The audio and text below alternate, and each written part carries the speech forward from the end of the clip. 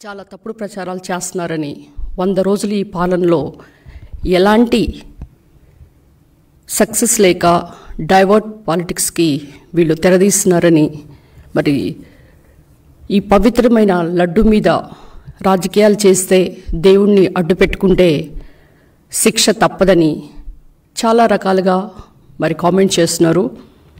ఈరోజు వీళ్ళందరికీ కూడా కౌంటర్ ఇవ్వడానికి నేను ఇక్కడ రావటం జరిగింది. మీరు 100 రోజుల పాలన గురించి కామెంట్ చేస్తున్నారు.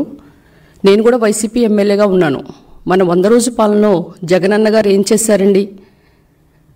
ఈ యొక్క 100 రోజుల పాలనలో 3 నెలల్లో జగన్ గారు చేసింది 250 రూపాయలు పెన్షన్ పెంచడం తప్పితే చేసింది శూన్యం. ఆయన చెప్పే మాటలు కోటలు దాటుతాయి కానీ చేతలు మాత్రం గడప దాటవు.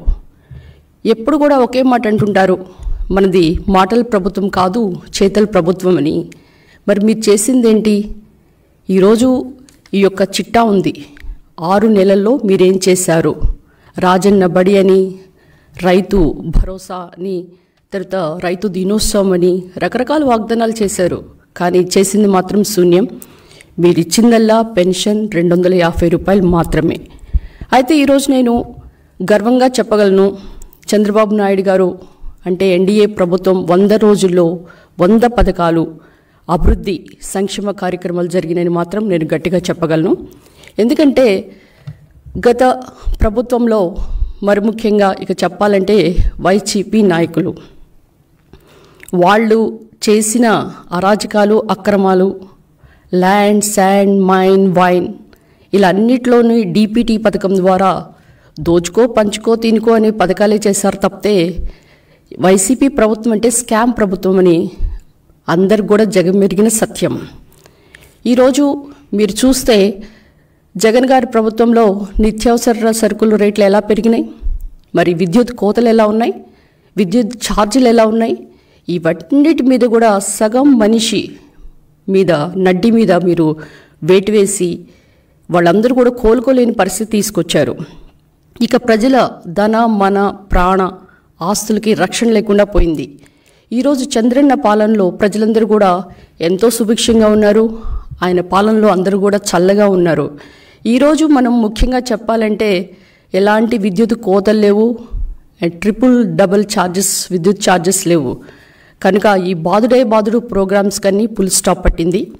మీకు ఈ 100 రోజుల్లో ఎన్డీఏ ప్రభుత్వం సాధించిన కార్యక్రమాలు 100 పైన ఉన్నాయి.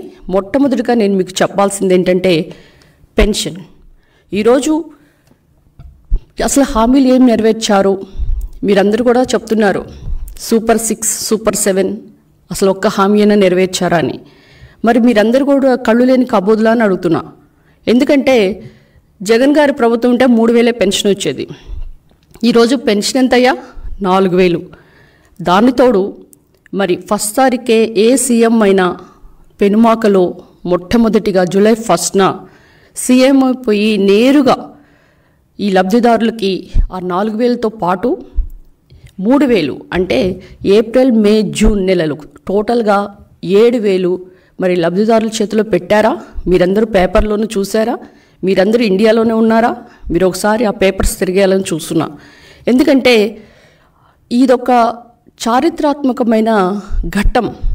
ఏ సీఎం కూడా నేరుగా అట్లా బటన్ నొక్కటం, బటన్ రెడ్డిలా కాకుండా మా ఎమ్మెల్యేస్ ద్వారా చెక్కులు పంపించకుండా డైరెక్ట్గా సీఎం గారే డైరెక్ట్గా పోయి మరి లబ్ధిదారులకి వాళ్ళ అకౌంట్స్లో డబ్బులు వేయటం కాకుండా చేతికే నేరుగా డబ్బులు ఇవ్వటం అనేది ఇది it's a world record. That is CBN.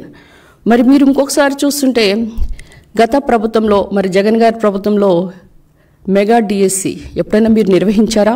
ఒక్క ఉద్యోగం అని ఇచ్చారా? మరి ఈరోజు మరి పెట్టిన సంతకానికి 4 సంతకాలు పెడితే రెండోది పెన్షన్తో పాటు ఈ మెగా డిఎస్సి అంటే 16,437 టీచర్స్ నియామకాలకు చర్యలు చేపట్టారు. మీరు 1996 నుంచి టిల్ డేట్ ఇప్పుడు చూసుకుంటే చంద్రబాబు నాయుడు గారు 9 మెగా డిఎస్సీలు నిర్వహించి ఆల్మోస్ట్ 2,32,179 టీచర్స్ పోస్టులు భర్తీ చేయడం చూసాం. ఇవన్నీ చూస్తుంటే మీకేమనిపిస్తుంది? మీరు చేయలేని పని వేరే వాళ్ళు చేస్తుంటే రాళ్ళు వేయటం, ప్రతి వాళ్ళు వచ్చి దొంగలే దొంగ దొంగ అని అరవటం, ఆ విధంగా తయారయ్యారు. ఈ విధంగా చూస్తుంటే మీరు చేసిన అరాచక పాలనలో ప్రజలందరూ విసిగిపోయి జగన్మోహన్ రెడ్డి గారి ప్రభుత్వం అంటే స్కామ్ ప్రభుత్వం అనే మాదిరిగా ముద్రపడిపోయింది. ఇక మీరు చేసినది ఏంటండి? మీరు అధికారంలో వచ్చిన తర్వాత మొట్టమొదటిగా చేసిన చర్య ఏంటి? ఎక్కడైనా కట్టడాలు చేశారా? కూల్చడమే ప్రతిపాదకంగా ప్రజా వేదికను కూల్చారు. అది చాలదన్నట్టు మరి పేదల కడుపుల మీదే కొట్టారు. ఎప్పుడు కూడా మీరేమంటారండి? పేదలు, పెత్తందారులు, నా ఎస్సీ, నా బీసీ, ఇవే కదా మీరు చెప్పే స్లోగన్స్. మరి పేదవాడు ఎవరైనా కానీ పట్టణాలకు ఎవరు వస్తారు? మధ్యతరగతి వాళ్ళు, పేదవాళ్ళు. అండ్ హాస్పిటల్లో పేషెంట్లు చూడటానికి వచ్చే వాళ్ళ యొక్క రిలేటివ్స్, లేదంటే ఉద్యోగానికి ఎత్తుకోవడానికి వచ్చే విద్యార్థులైతేనేంటి, యువత అయితేనేంటి, వీళ్ళందరూ కూడా వాళ్ళకి భోజనానికి ఎలాంటి అసౌకర్యం కల్పించకుండా చంద్రబాబు నాయుడు గారు 2018 జూన్ 11న 368 పైన అన్నా క్యాంటీన్కి శ్రీకారం చుట్టారు. ఎందుకంటే అన్నం పరబ్రహ్మ స్వరూపం అంటారు. ఏ ప్రభుత్వమైనా కానీ పేదవాడికి పట్టెడన్నం పెట్టాలని ఆశపడుతుంది. అంతేకాకుండా ఎవరైనా ఒక మనిషికి కావాల్సిన బేసిక్ నెసెసిటీస్ ఏంటి? కూడు, గూడు, గుడ్డ. మరి ఈ యొక్క పేదలకి పట్టెడన్నం పెడుతుంటే ఆ పేదల కడుపు మీద కొట్టిన మొట్టమొదటి వ్యక్తి అంటే అది జగన్మోహన్ రెడ్డి.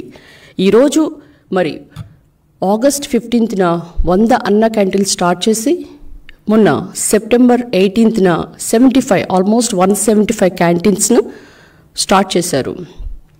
ఈ అన్నా క్యాంటీన్లో కనీసం రోజుకి 350 మందికి భోజనం అయితేనేంటి, అల్పాహారం ఏంటి 5 రూపాయలకే సప్లై చేయడం. ఎక్కడైనా కానీ అన్నా క్యాంటీన్లు కానీ ఏ క్యాంటీన్లో మీరు చూసినా అన్నా క్యాంటీన్లోనే తక్కువ రేటు ఉంటుంది, 5 రూపాయలు ఉంటుంది. అదే మీరు బయట హోటల్లో తింటే దాని భోజనం ఎంత ఖర్చు ఉంటుంది? 120 రూపాయలు పైనే ఉంటుంది. దానికి బొత్స సత్యనారాయణ గారు ఏమన్నారు? మనకి ఆదాయం లేని వనరులు మనకు అవసరం లేదంటాడు. అంటే ఏంటి? పేదలకి పట్టెడన్నం పెట్టడమే పాపమా? ఈరోజు వాళ్ళు చేసిన పాపాలకే మరి 11 సీట్లతో వాళ్ళు సర్దుకొని పోయారు. ప్రజలందరూ కూడా ఈ యొక్క ప్రభుత్వాన్ని, వైసీపీ ప్రభుత్వానికి 151 ఎమ్మెల్యే టికెట్లకు గాను 5 కొట్టేసి 11 మాత్రమే వాళ్ళకి దక్కిన చేశారు. ఈరోజు మీరు గమనిస్తే అన్న క్యాంటీన్లు రోజుకి 3 లక్షల మందికి అన్నం వడ్డిస్తూ ఆల్మోస్ట్ 2019 నాటికి 4 కోట్ల మంది దీని అన్నా క్యాంటీన్లో తింటూ వాళ్ళు లబ్ధిదారులు అయ్యారు. ఇక మనం గమనిద్దాం ఈ మధ్య వచ్చిన వరదల గురించి. ఆ బుడమేరు ఆక్రమణ చేసింది, అక్కడంతా ఆక్రమించుకుంది ఎవరండి? వైసీపీ నాయకులు. దాని ద్వారా ఓవర్ఫ్లో ఫ్లడ్ వైజాగ్ మాత్రం ఎట్లా హుదూద్లో మునిగిపోయినప్పుడు చంద్రబాబు నాయుడు గారు బస్సులో ఉండి ఎలాగా మరి దాన్ని నార్మలైజ్ చేశారో అదే మాదిరిగా విజయవాడ వరద వచ్చినప్పుడు ఆయన కలెక్టరేట్లో 10 రోజులు ఉండి 10 రోజుల్లోనే విజయవాడని నార్మలైజ్ చేశారు. ఈ బుడమేరుకు పట్టిన గండ్లు కూడా యుద్ధ ప్రాతిపదికన పూడ్చడం కూడా జరిగింది. మరి ఎవరైతే ఈ యొక్క వరద బాధితుల్లో వాళ్ళు నష్టపోయి ఉన్నారో, ఎవరైతే చనిపోయారో వాళ్ళందరూ కూడా 5 లక్షలు ఇవ్వడంతో పాటు ఇచ్చిన సరుకులు మీరు గమనిస్తే రైస్ 25 kg, పొటాటోస్ 2 kg, పప్పు 2 kg, sugar 1 kg and oil 1 kg and biscuits. మీరు మరి ఆదివాసీ ప్రాంతంలో గోదావరి వరదలు వచ్చినప్పుడు మీరేమిచ్చారో ఒకసారి గుర్తు చేసుకోండి. వైసీపీ నాయకులు మీరు ఇచ్చింది 5 కేజీల రైస్, 4 టొమాటోలు, 4 పొటాటోస్, కొన్ని బిస్కెట్ ప్యాకెట్స్. దీనికే చాలా ఆర్భాటం చేశారు. మీరు కనుక అధికారంలో ఉంటే ఈరోజు విజయవాడ పరిస్థితి ఎట్లా ఉండేదంటే 100-200 రోజులైనా కానీ వాళ్ళు ఈ యొక్క వరదల్లో బాధితులందరూ కూడా నష్టపోయి ప్రాణం, వాళ్ళ యొక్క ధనం అంతా కూడా నష్టపోయే పరిస్థితికి మీరు తీసుకొచ్చేవాళ్ళు. ఏదైనా కానీ చంద్రబాబు నాయుడు గారు రావటం మనం చేసుకున్న అదృష్టంగా నేను భావిస్తున్నా. ఇక మీరు అమరావతిని ఏమన్నారండి బొత్స సత్యనారాయణ గారు? అసలు మీరు టీవీలోనే కనిపిస్తేనే జనాలు దడుచుకునే పరిస్థితి. అమరావతి రైతులు ఎప్పుడు చూసినా అమరావతి అంటే మీ యొక్క మాజీ మినిస్టర్స్ అందరూ కూడా అదొక శ్మశానం, 10 అడుగులు తోడితే నీళ్ళు వస్తాయి, వరదలు వస్తాయి, మునిగిపోతాయి అని రకరకాలుగా ప్రచారం చేశారే. మరి చంద్రబాబు నాయుడు గారు కేంద్రంతో ఎన్డీఏ కూటమి ప్రభుత్వం మూలంగా ఈరోజు అమరావతికి 15,000 కోట్ల రూపాయలు మంజూరవటం, అంతేకాకుండా పోలవరంకి 12,500 కోట్లు మరి కేంద్రం నుంచి మంజూరు చేయగలిగారు. మరి అమరావతికి కట్టేటప్పుడు చంద్రబాబు నాయుడు గారు ముందే చెప్పారు, ఇది దేవతలను తలదన్నే రాజధాని, మరి సింగపూర్ని తలదన్నే రాజధానిగా నేను కడతానని చెప్పి ప్రతి వాళ్ళకు కూడా రోడ్ల దగ్గర నుంచి తర్వాత వాళ్ళకి కావాల్సిన మౌలిక సదుపాయాలన్నీ, ఇంటింటికి ఒక ఉద్యోగం అని అన్నీ ప్రామిస్ చేసి స్టార్ట్ చేస్తే మీరు సర్వనాశనం చేసేసారు. కానీ ఈరోజు అమరావతికి పూర్వ వైభవం రాబోతుంది. అమరావతి ఈరోజు మరి ఊపిరి పీల్చుకోబోతుంది చంద్రబాబు నాయుడు గారి నాయకత్వంలో. మరి అమరావతి రైతులకి కౌలు 400 కోట్లు ఇమ్మీడియట్గా జారీ చేయటం అంటే చాలా సంతోషం వేస్తుంది. ఎందుకంటే నేను ఎమ్మెల్యేగా ఉన్నప్పుడు 6 నెలలు 7 నెలలు అయినా కానీ జగనన్న గారు కొంచెం కౌలు వేయండి మా వాళ్ళు అడుగుతున్నారు రైతులని చెప్తున్నా కానీ ఎప్పుడో వాళ్ళకి బుద్ధి పుట్టినప్పుడు ఎప్పుడో ఒకసారి 6-7 నెలలకో 8 నెలలకో వేసేవాళ్ళు. ఈరోజు ఎవరు అడగకుండానే యుద్ధ ప్రాతిపదిక 400 కోట్లు శాంక్షన్ చేయటం, అమరావతికి ఇన్నర్ రింగ్ రోడ్ రావటం, అమరావతికి రైల్వే జోన్ రావటం అనేది ఇది చాలా శుభపరిణామం నేను అనుకుంటున్నా. ఇక మనం కనుక చూసుకుంటే డిప్యూటీ సీఎం పవన్ కళ్యాణ్ గారు ఆధ్వర్యంలో ఆగస్టు 23న స్వర్ణ గ్రామ పంచాయతీ పేరిట రాష్ట్రంలో 13,326 పంచాయతీల్లో ఒకే రోజు గ్రామ సభలు నిర్వహించారు. అంతేకాకుండా దానికి 4,500 కోట్లు ఉపాధి హామీ పనులు కూడా మంజూరు చేయడం జరిగింది. మరి ఈ సంగతి గమనించి వరల్డ్ రికార్డ్ యూనియన్ రికార్డ్స్లోనే ఇది నమోదు చేయటం మన రాష్ట్రానికే గర్వకారణం. మరి ఇలాంటి మంచి పనులన్నీ మీరు ఎలాగా సైడ్ ట్రాక్ చేస్తారు వైసీపీ నాయకులు? మీరు ఒకసారి గమనించండి. మీరు ఎప్పుడైనా కానీ ఒక ఎమ్మెల్యే కానీ మంత్రి కానీ మీ యొక్క సీఎంఓలో మీ ప్యాలెస్కి ఎప్పుడైనా అపాయింట్మెంట్స్ ఇచ్చిన దాఖలుందా? మీకు తెలిసిన ఎమ్మెల్యేస్ వేళ్లతో లెక్క పెట్టుకోవచ్చు. ఎవరు కూడా అపాయింట్మెంటే ఉండే దాఖలే లేదు. కానీ ఈరోజు ఈ యొక్క పార్టీ ఆఫీస్లో ఎంతోమంది ఈ యొక్క విన్నపాలు ఇచ్చుకుంటూ వాళ్ళ సమస్యలకు రావటం అనేది గమనించడం మీరు చూడాలి. ఆల్మోస్ట్ చంద్రబాబు నాయుడు గారికి లోకేష్ గారికి 50,000 పైన అర్జీలు స్వీకరణ చేశారంటే ఇది ఒకసారి మీరు గమనించాలి. అంటే రాజకీయ నాయకులంటే ప్యాలెస్లో ఉండటం కాదండి. రాజకీయ నాయకులంటే ప్రజల సేవకుడు, ప్రజల్లోనే నిత్యం ఉండాలని ఈ యొక్క నాయకులు మీకు చూస్తున్నారు. అంతేకాకుండా ఈ యొక్క పార్టీ ఆఫీస్లోనే మంత్రులు అయితేనేంటి, ఎమ్మెల్యేస్ అయితేనేంటి, వాళ్ళందరూ కూడా పార్టీ లీడర్స్ అందరూ వచ్చి, అంతేకాకుండా మన పల్లా శ్రీనివాసరావు గారు మరి తెలుగుదేశం పార్టీ అధ్యక్షుల వారి ఆధ్వర్యంలో మరి చాలామంది కూడా రోజుకి ఒకరికి ఒక మనకి టైం టేబుల్ ఎలా ఉంటుందో స్కూల్లో ఆ విధంగా టైం టేబుల్ వేసి మరి ప్రతి వాళ్ళని కూడా మెడలు వంచి చంద్రబాబు నాయుడు గారు పని చేయిస్తున్నారు. ఇది కదా పాలన అంటే. మీరెందుకు దీని గురించి సైడ్ ట్రాక్ అవుతారనేది నాకు అర్థం కావట్లేదు. ఇక మీరు గమనిస్తే మన కేంద్రం నుంచి ఉత్తరాంధ్ర, రాయలసీమ వెనుకబడిన జిల్లాలు ఆల్మోస్ట్ 7 ఉంటే వాటికి ప్రత్యేక ప్యాకేజ్ తీసుకురావటం మీకు తెలియదా? దాంట్లో ప్రకాశం జిల్లా కూడా యాడ్ చేయటం అనేది మీరు ఇప్పుడు చూడాలి. మీరు గమనిస్తే కర్నూలు జిల్లాలోని ఓర్వగల్, కడప జిల్లాలో కొంపర్తి పారిశ్రామిక కారిడార్ తీసుకొచ్చి దాంట్లో 25,000 కోట్లతో పెట్టుబడులతో పాటు 75,000 మందికి ఉద్యోగాలు ఇవ్వటం అనేది ఆమోదం జరిగింది. ఇంత మంచి శుభ పరిణామం. అంతేకాకుండా సెంట్రల్తో మనం టైఅప్ అవటం వల్ల మరి ఎంత పెద్ద పెట్టున మనకి ఈ అవకాశాలు వస్తున్నాయో మీరు గమనించాలి. ఇక మీరు రేషన్ షాపుల గురించి మాట్లాడితే జగన్ గారి రేషన్ బియ్యం ఎట్లా ఉండేది? సన్న బియ్యం ఇస్తున్నారు, అవి కాస్త ముక్కుడు బియ్యం వచ్చాయి. ఇక తర్వాత అవి తీసుకెళ్ళి దళారులు అమ్ముకోవటం ఇలాంటివి మనం గమనించాం. కానీ ఈరోజు మీరు గమనిస్తే ఈ బియ్యంతో పాటు గోధుమలు, రైస్ కూడా ఇవ్వటం అనేది, అంటే wheat flower, rice and sugar ఈ 3 కలిపి ఇవ్వటం మీరు గమనించాలి. అంతేకాకుండా పప్పు ధర, కందిపప్పు ధర ఎంత ఉంది? 180 రూపీస్ ఉంది. అయితే దీన్ని కూడా ఈ యొక్క ప్రత్యేక కౌంటర్స్ ద్వారా 150 రూపీస్ పెట్టడం అనేది మీరు గమనించాలి.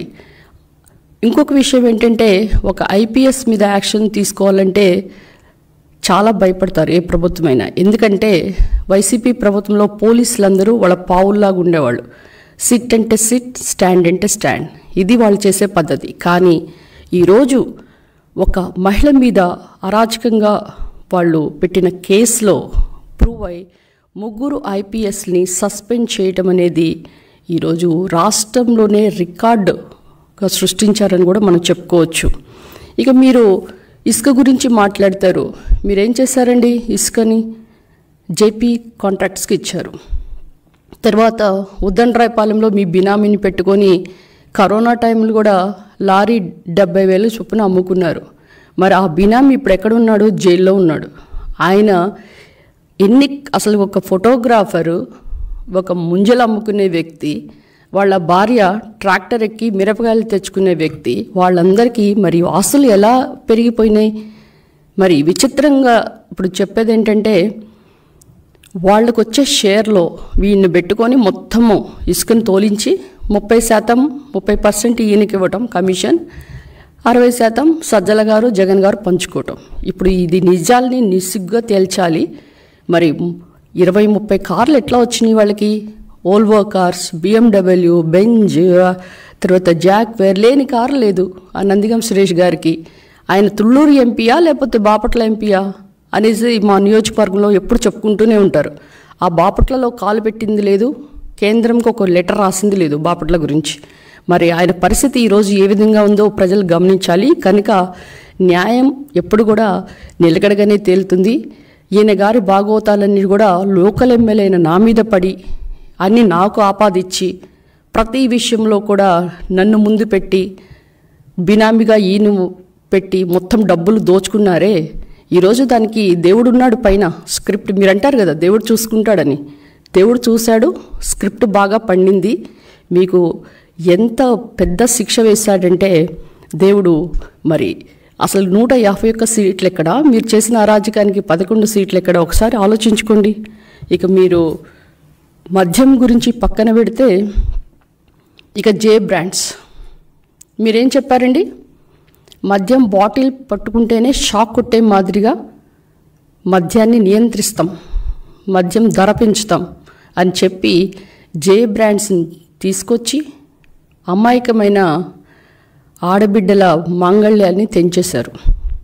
30,000 మంది చనిపోవడం జరిగింది, 30 లక్షల మంది హాస్పిటల్ పాలయ్యారు. ఇక ఇలా చెప్పుకుంటూ పోతుంటే ఇక ఎన్నో ఉన్నాయి. ఇక మీరు ఎప్పుడైనా కానీ బయటికి జగన్మోహన్ రెడ్డి గారు పరదాలు లేకుండా, చెట్లు కొట్టకుండా, రెడ్ కార్పెట్ లేకుండా బయటకు ఎప్పుడైనా వచ్చారా? ఎప్పుడైనా వచ్చారా? ఒకసారి ఆలోచించుకోండి. ఈరోజు ఆ పరదాలు లేవు. తర్వాత ఎస్పెషల్లీ ఎంప్లాయీస్ చాలా హ్యాపీగా ఉన్నారు. ఎందుకంటే 1 తారీఖునే శాలరీస్ పడటం. ఇదివరకు అయితే 7 వస్తుందా, 8 వస్తుందా, 19 వస్తుందా, 15 వస్తుందా, రోజు ఆ యొక్క బ్యాంక్ అకౌంట్స్ చూసుకోవడమే సరిపోయేది. ఈరోజు అలాంటి మాటే లేకుండా 1 తారీఖునే అందరు శాలరీస్ పడటం అనేది మనం ఈరోజు గమనించాలి. ఇక పట్టాదార్ పాస్బుక్, అది జగన్మోహన్ రెడ్డి గారి బొమ్మతో కాదండి, రాజముద్రతో వస్తుంది. ఒక క్యూఆర్ కోడ్ ఉంటుంది. దాన్ని కనుక మీరు స్కాన్ చేస్తే మీ యొక్క సరిహద్దుల దగ్గర నుంచి ప్రతి ఒక్కటి కూడా మీ డీటెయిల్స్ బాగా వస్తాయి. ఇక ల్యాండ్ టైటిలింగ్ యాక్ట్ కూడా రద్దు చేసి ప్రజల ఆస్తిని రక్షించాం. ఇక ఇలా చెప్పుకుంటూ పోతుంటే ఇదిగోండి చూడండి, ఆల్మోస్ట్ 100 అభివృద్ధి సంక్షేమ కార్యక్రమాలు. మీకు ఎవరికైనా డౌట్ ఉంటే వచ్చి తీసుకోండి. మీరు కూర్చుందాం, నేను కూర్చుంటా, నాడు నేడు అంటారు కదా మీరు. గత ప్రభుత్వంలో ఈ 100 రోజులు మీరేం చేశారు? ఈ ప్రభుత్వంలో 100 రోజులు, ఈ 100 అభివృద్ధి సంక్షేమ కార్యక్రమం నిజమా కాదా? మరి మనందరం కూర్చొని చర్చిద్దాం. ఎందుకంటే మీరు చాలా బాగా చేతల ప్రభుత్వం అంటారు కదా, ఏం చేశారో కూడా మనం కూర్చొని మాట్లాడదాం. ఎందుకంటే టైం ఎక్కడ చెప్తారు, ప్లేస్ ఏంటి, మీరు ఇక్కడికి వస్తారా, మేము రావాలా? పెట్టండి, డిబేట్ పెట్టండి. అంతేగాని మీరు చేసిన అరాజకాలకి, మీరు చేసిన అక్రమాలకి, మీరు చేసిన 5 సంవత్సరాల స్కామ్కి కనీసం దేవుణ్ణన్నా వదిలేస్తారనుకున్నాం. కానీ ఈరోజు తిరుమల పవిత్రతను మీరు భ్రష్టు పట్టించారు. అంతేకాకుండా మీకు అసలుకి మీకు మీ కుటుంబానికి హిందూ మతం పట్ల ఏమైనా విశ్వాసం ఉందా? మరి ఈ 5 ఏళ్లలో మీరు చేసిన స్కామ్లు అన్ని రంగాల్లోనే కాకుండా ఇంకా తిరుమల పవిత్రమైన మహాప్రసాదాన్ని కూడా భ్రష్టు పట్టించారు. హిందువుల మనోభావాలు దెబ్బతిన్నాయి. నేను ఇప్పుడు ఆంధ్రవేలో వస్తుంటే అక్కడ బీజేపీ మోర్చా వాళ్ళు మీ యొక్క ప్యాలెస్ ముందు ధర్నా చేస్తున్నారు. ఈ ధర్నాలు ఇక్కడే కాదండి, భోపాల్, హైదరాబాద్. అసలు హిందువులు అనేవాళ్ళు అసలు ఏంటి, వీళ్ళు ఈ విధంగా ఇంత నికృష్టంగా ఉంటారా? ఎవరైనా దోచుకో తినుకో పంచుకో అంటే ఒక మాదిరిగా చేస్తారేమో అనుకుంటాం, కానీ దేవుడు ప్రసాదం ఈ లడ్డూలో కూడా ఇంత నాణ్యత లేకుండా, అంతేకాకుండా యానిమల్ ఫ్యాట్. మీరంటారు, ఈరోజు నేను ఒక స్క్రోలింగ్లో చూశాను, సజ్జల గారు అంటారు అసలు యానిమల్ ఫ్యాట్ అని మెన్షన్ చేయలేదు అని. ఇదిగోండి ఈ రిపోర్ట్ మీరు చూడండి, ఇది ఎవరిచ్చిన రిపోర్ట్? ఇప్పుడు సొంతగా చంద్రబాబు నాయుడు గారు ల్యాబ్ నుంచి రాలేదండి.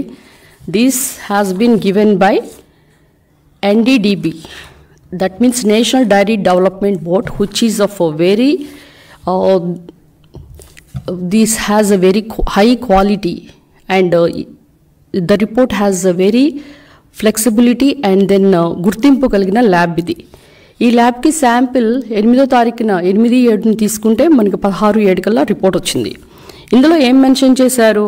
ఇందులో మీరు చూసుకుంటే S value equation for its suspected adulterants. What is that? That soybean, sunflower, olive oil and wheat, maize, cotton seed, fish oil and palm oil, coconut oil and beef tallow and fig fat. What you see here they have written it's a lard. What is lard? Lard means evariki teliyadu anukuntunnara, idi lard kadandi, LARD, lard. That means lard is a semi solid white fat substance. It is extracted by the pig. So దీన్ని ఈ animal fat ఉందని కూడా చెప్తే మీరు ఎక్కడ లేదు రిపోర్ట్లో ఎక్కడ లేదు అని చెప్తుంటే ఈ రిపోర్ట్ మీకు పంపిస్తాం, వచ్చి తీసుకోండి, మీకు కూడా అవైలబుల్ ఉంటుంది కదా. మళ్ళీ ఇంకొకటి మీరు గమనించాల్సింది ఏంటంటే ఎస్ వాల్యూ ఎంత ఉండాలండి? ఆల్మోస్ట్ 95.68 నుంచి 104.32 మధ్య ఉండాలి. కానీ ఎస్ వాల్యూ ఎంత ఉంది? 20.32 ఉంది. అంటే అర్థం ఏంటి? దీంట్లో జంతువుల క్రొవ్వు కలిగిందని ల్యాబ్ నిర్ధారించింది. మరి దీన్ని పట్టుకొని కూడా ల్యాబ్ రిపోర్ట్స్ని పట్టుకొని కూడా మీరు ఇది అసత్యం, ఇది నిందలేస్తున్నారు అని రకరకాలుగా మీరు వక్రీకరించి మాట్లాడుతుంటే ఇంకా మీరు ల్యాబ్ని కూడా నమ్మకపోతే ఇంకా ఎవరు నమ్ముతారండి? మీరు ఇక ఈ ఏఆర్ ఫుడ్స్ సప్లై చేసిన గీనే పంపించాం. ఈ గీ కూడా almost they told it is of vegetable oils, beef tallow, then palm oil and fig fat అని. సో ఈ ఫిగ్ ఫ్యాట్ ఉంటే మరి ఇలాంటి వాటిని ఎలా ఎంకరేజ్ చేస్తారు? దీన్ని బ్లాక్ లిస్ట్లో పెట్టడం జరిగింది. అంతేకాకుండా దీని యొక్క స్వచ్ఛతను, నాణ్యతను పెంచేదానికి ఒక గీ ఎక్స్పర్ట్ కమిటీని కూడా వేయడం జరిగింది. ఈ గీ ఎక్స్పర్ట్ కమిటీ ఒక నివేదికని సిద్ధం చేసి ఇస్తే ఇప్పుడు ఈరోజు మనము ఆ యొక్క గీ ఎక్స్పర్ట్ కమిటీ కొన్ని గైడ్లైన్స్ ఇచ్చింది. అదేంటంటే 120 సెల్సియస్ దగ్గర ఉష్ణోగ్రతలో ఇది వేడి చెయ్యాలి. అంతేకాకుండా మనం కలెక్ట్ చేసే ఈ డైరీలు ఆల్మోస్ట్ 800 కిలోమీటర్స్ రేడియస్లోనే ఉండాలి, దూరం ఉండకూడదు. సైంటిఫిక్ ల్యాబ్లో నిర్వహించిన పరీక్షలో 7 నుంచి 9 పాయింట్ల మధ్య ఉంటేనే ఈ గీ వాడాలి. ఈ నేతిని సరఫరా చేసే కంపెనీలు పాలు ఎక్కడ తీసుకొస్తున్నాయి, మరి గీ ఎలా తయారు చేస్తున్నారు, మరి క్వాలిటీ రిపోర్ట్స్ ఎలా ఉన్నాయి అని మీరు ఎప్పుడైనా క్షేత్రస్థాయికి వెళ్ళి పరీక్షించారా? అది చెయ్యరు. ఎక్కడైతే కమిషన్లు ఇస్తారో, ఎందుకంటే నందిని డైరీ మీరు గీ వాడుతున్నారు, దాన్ని స్టాప్ చేసి ఎవరైతే తక్కువ ధరకు కోట్ చేస్తారో, అంటే 320కి ఎవరైనా కోట్ చేసి తక్కువ ఇస్తే రివర్స్ టెండరింగ్ అని మీరు ఇస్తారా? మరి అంత తక్కువ చేసినప్పుడు మరి అందులో వాడే ముడి సరుకులు అయితేనేంటి, గీ అయితేనేంటి, లడ్డు నాణ్యత ఎలా ఉంటుంది? ఇదివరకు మనం లడ్డు ఇంట్లో పెట్టుకుంటే మనకి చాలా మంచి స్మెల్ వచ్చేది. ఈరోజు ఆ పరిస్థితే లేదు. ఎందుకంటే మనము వెంకటేశ్వర స్వామి అంటేనే మనము చాలా పవిత్రంగా కొలుస్తాం. ఈరోజు మేము గర్వంగా చెప్పుకునేది ఏంటంటే వెంకటేశ్వర స్వామి అనేది మా కుల దైవం కూడా. మా ఆపరేషన్ థియేటర్స్ కూడా వెంకటేశ్వర ఆపరేషన్ థియేటర్స్. మా మామగారి పేరు కూడా వెంకటేశ్వర్లు, కమ్మెల వెంకటేశ్వర్లు. కనుక ఏంటంటే ప్రతి వాళ్ళకు కూడా ఒక ఆధ్యాత్మిక భావన ఉంటుంది, పాప భీతి ఉంటుంది, దేవుడి మీద నమ్మకం ఉంటుంది. మరి ఎప్పుడైనా మరి తిరుపతి వెళ్ళి ఇలాంటి లడ్డుని, యానిమల్ ఫ్యాట్ని తింటే మరి బ్రాహ్మిన్స్ అయితేనేంటి, ఆర్య వైశ్యులు ఏంటి, వాళ్ళ మనోభావాలు దెబ్బతినవా? మీరు ఒకసారి దీని గురించి ఆలోచించారా? అందుకే ఈ యొక్క గీ కమిటీ సిఫార్సు చేసిన ఇక నందిని నుంచి 478కే మనము ఈ యొక్క నెయ్యి కొనటం జరుగుతుంది. ఇక మీరు గమనిస్తే టీటీడీ పవిత్రత ఏదైతే ఉందో ఈ కూటమి ప్రభుత్వం కట్టుబడింది. స్వామివారి ప్రసాదాల్లో నాణ్యత పెంచేందుకు, టీటీడీ పవిత్రను కాపాడేందుకు కూటమి చర్యలు వడివడిగిన ముందుకెళ్ళింది. ఈ లడ్డూ తయారీ అంటే పోర్టు వర్కర్స్ 769 మంది ఉండాల్సి వస్తే మీరు వాళ్ళని అపాయింట్ చేశారా? చేయటానికి యంత్రాలు ఉన్నాయా? లేకపోతే వాళ్ళు ఎలా చేస్తున్నారు అని మీరు ఎప్పుడైనా గమనించారా? మరి ఈ పోర్టు వర్కర్ల సంఖ్యను పెంచి, అంటే అది కూడా అవుట్ సోర్సింగ్లో వాళ్ళు రిక్రూట్మెంట్ చేయటం, అంతేకాకుండా కమిషన్లకి కక్కుర్తి పడకుండా నెయ్యి కొనుగోలు అంటే గీ ఎక్స్పర్ట్స్ ఎవరైతే చెప్పారో వాళ్ళకే టెండర్స్ ఇవ్వటం, ఏదైతే L1గా వచ్చిన ఈ యొక్క AR ఫుడ్స్ని బ్లాక్ లిస్ట్లో పెట్టి మనము ఈ సెన్సరీ ప్యానెల్స్ అంటే ఆల్మోస్ట్ 20 మెంబర్స్తో ఈ సెన్సరీ ప్యానెల్ని ఒక ఏర్పాటు చేసి వీళ్ళందరూ కూడా central food technology research institute వారి చేత మైసూర్లో శిక్షణ ఇప్పించి వాళ్ళు ప్రతి శాంపిల్ని కూడా పరీక్షించే మాదిరిగా ఆ శాంపిల్లో కనీసం 7 నుంచి 9 పాయింట్స్ ఉంటేనే మనం గీ వాడాలని మనం నిర్ణయించుకున్నాం. అంతేకాకుండా ఈ యొక్క గీ ఎక్కడైతే ఉత్పత్తి చేస్తున్నారో అక్కడ నిపుణులు వెళ్ళి పరిశీలిస్తారు. మరి ఈ మధ్యంతర టెండర్లు ఇప్పుడు పిలిచారు, కానీ త్వరితగతిన ఈ నిపుణుల సలహా మేరకు మరి టెండర్స్ పారదర్శకంగా పిలిచి ఎంపిక జరుగుతుంది. ఎందుకంటే మనకి రోజుకి 15,000 లీటర్స్ నెయ్యి అవసరం అవుతుంది. అంటే దీని ఖర్చు 200 కోట్లు. కనుక శ్రీవారి లడ్డు అంటే ప్రసాదంలో వాడే నెయ్యి నాణ్యత కలిగి ఉండాలని మరొకసారి అందరూ కూడా భక్తుల యొక్క రిక్వెస్ట్ ప్రకారం ఇవి చేయటం జరుగుతుంది. ఇక మీరు ఈ యొక్క 5 ఏళ్ల పాలనలో జగన్మోహన్ రెడ్డి గారు ఏ విధంగా మీరు ఒకసారి ఈ తిరుమల తిరుపతి దేవస్థానం మీద మీరు శ్రద్ధ పెట్టారో ఆలోచించండి. మీరు టీటీడీని ఆదాయ వనరుగా వాడుకోలేదా? మీరు అన్నదానాల్లో ముడి సరుకులు ఏదైతే కల్తీ సరుకులు వాడారో అని తెలియటానికి ఈ యొక్క తరిగొండ వెంగమాంబ సత్రమే నిదర్శనం. దీన్ని చాలామంది దేశం మొత్తం కూడా ఈ యొక్క సంఘటనని చూశారు. కనుక ఇది కొత్త కాదు, మీరు ముందు కూడా ఇలాంటి చేశారని కూడా మీకు ఒకసారి గుర్తు చేస్తున్నా. మీరు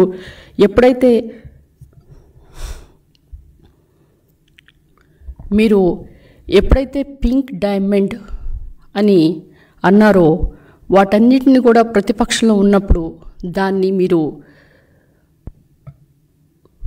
అధికారంలోకి వచ్చిన తర్వాత మీరు చేసిన ఈ పిటిషన్ ఎందుకు వెనక్కి తీసుకున్నారు? కనుక ఈ 5,000 కోట్లు ఉన్న టీడీటీ ఫిక్స్డ్ డిపాజిట్ని దారి మళ్లించడానికి మీరు ప్రయత్నిస్తే హైకోర్టు దీనికి బ్రేక్ వేయలేదా? కనుక వీటన్నిటిని మీరు ఒకసారి గుర్తుపెట్టుకోవాలి. మీరు చేసిన పాపాలని ప్రక్షాళన చేసుకోవడానికి కనీసము దేవుడి కన్నా మీరు క్షమాభిక్ష పెట్టమని మీరు అడగాలని కోరుకుంటూ, మరి ఈరోజు ఈ టెండర్స్లో ఏ విధంగా వ్యత్యాసం వచ్చింది, మరి దీని గురించి మీరు ఎందుకు ఈ యొక్క తక్కువ టెండరింగ్ వచ్చినా కానీ మీరెందుకు దాన్ని మీరు అడగలేదు అని కూడా ఒకసారి కనీసం సాక్షాత్తు ఏడుకొండల స్వామితో మీరు పెట్టుకున్నారు కనుకనే ఈ విధంగా అయిందని ఒకసారి గుర్తు చేస్తూ, మరి ఎవరైతే డిబేట్కి వస్తారో మీరు టైం ప్లేస్ అవన్నీ చెప్తే మరి మేమందరం కూడా రావడానికి సిద్ధంగా ఉన్నారని మరొకసారి మనం చేస్తున్నాం.